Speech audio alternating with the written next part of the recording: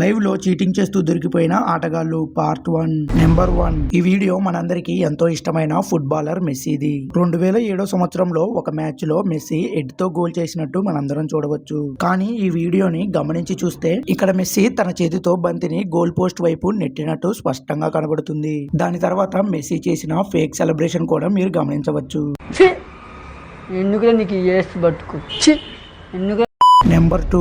ఈ football match జరుగుతున్న సమయంలో తన ప్రత్యర్థి యొక్క చేతిని పట్టుకొని తన ముఖంపై కొట్టుకొని నటించినట్లు వీడియోలో కనిపిస్తుంది. తన ప్రత్యర్థికి రెడ్ కార్డ్ ఇప్పించాలనే ఉద్దేశంతో అతను ఇలా చేశాడు. కానీ తనే చీటింగ్ చేస్తూ పట్టుబడితే మ్యాచ్ నుంచే బయటకు వెళ్లాల్సి వస్తుందన్న విషయం తనకు తెలియకపోవచ్చు.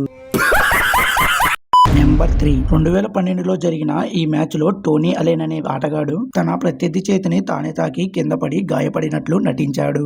ఫౌల్ పొందడం కోసం చేసిన ఈ నటనను చూస్తే దీనికి నిజంగా యాక్టింగ్ ఆఫ్ ద ఇయర్ ఇవ్వాల్సిందే.